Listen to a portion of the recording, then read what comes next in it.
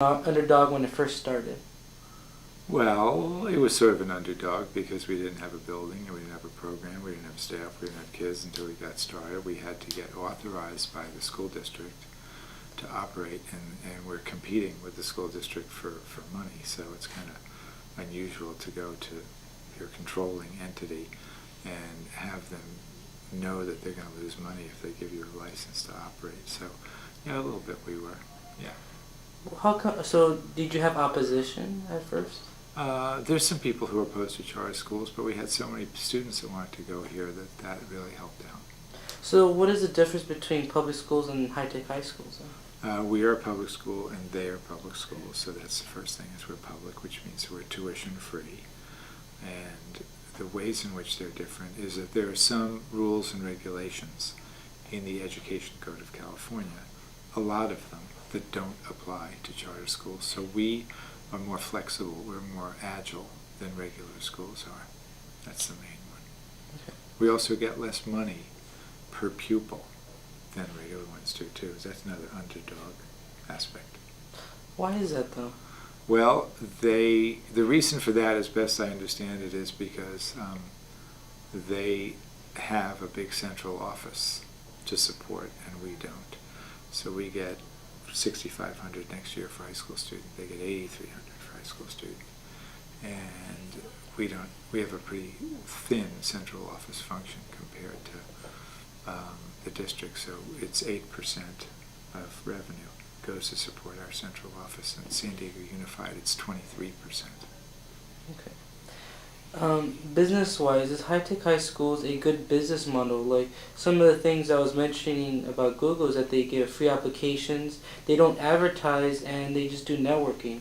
And it's similar with high-tech high, where you don't advertise your schools, you give a free education, and you do network with people. So, do you think high-tech high has a good business model? I think we do in a few ways. Another way that we have a good business model is that while, as you observe, we operate the way you describe, but we also have to be in a building, and school districts, for example, have a bond power, and they have eminent domain powers. They can take over land. They can have all of us pay a bond for their facilities, while high-tech high has to buy the land, has to get private financing, sometimes public financing, but usually private financing to do our buildings. And to give you an example, in 2000, when high-tech high was first begun, that's the same time that San Diego Unified was rebuilding Lincoln High School. Well, they already owned the land, so they didn't have to pay for that acreage.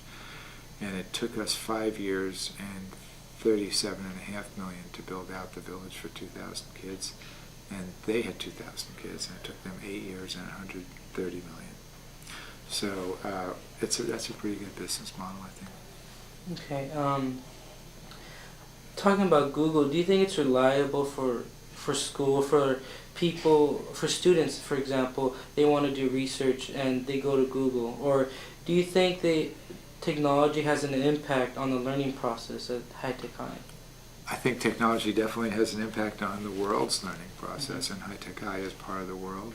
I use Google all the time. I had ants in a tree, and I needed to figure out what was wrong with the tree. It didn't seem like it was looking too good. Yeah. And I went to Google, and I said, how do you keep ants off trees? And it said, and the first article said, find out why they're going up there. They're probably farming aphids. How do you get rid of aphids?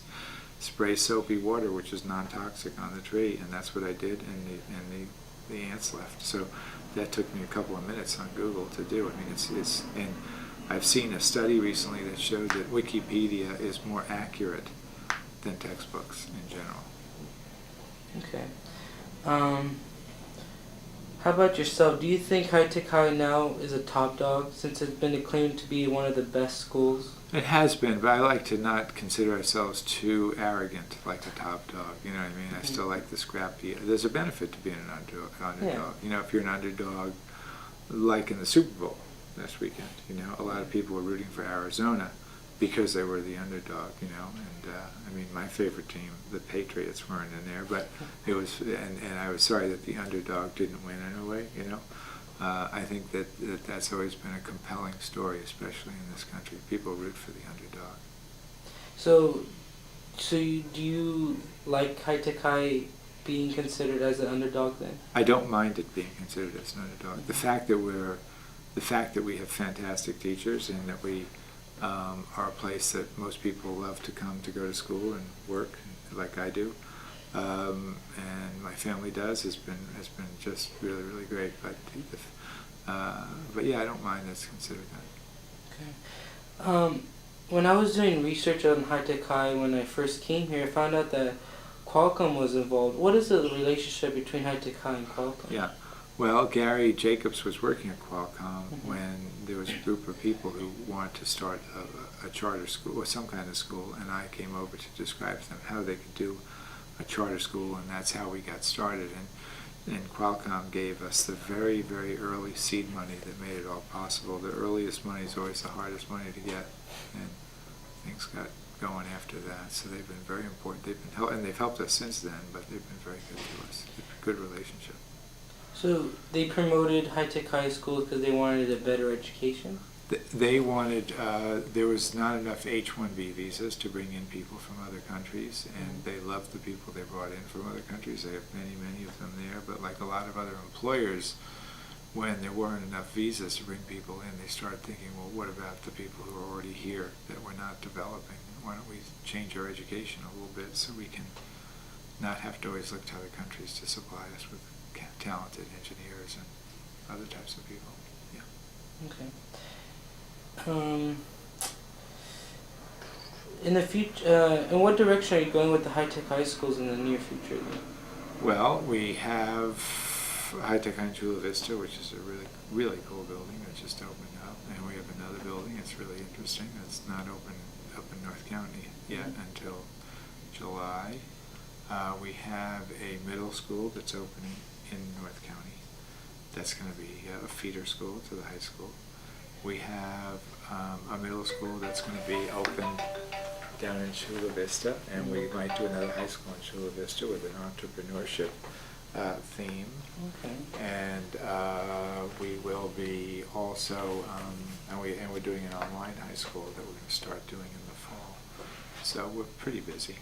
Yeah, but we're not trying to grow as much as we do, even though it sounds like a lot of growth. We're not trying to grow that much. We're trying to really deal with the fiscal crisis that's going on in California and the United States and the world right now, so that we can protect jobs to the greatest extent possible. Okay. That's about all the questions I have. Okay. So thank you very much. All right. Thanks. Thank you. Good. All right.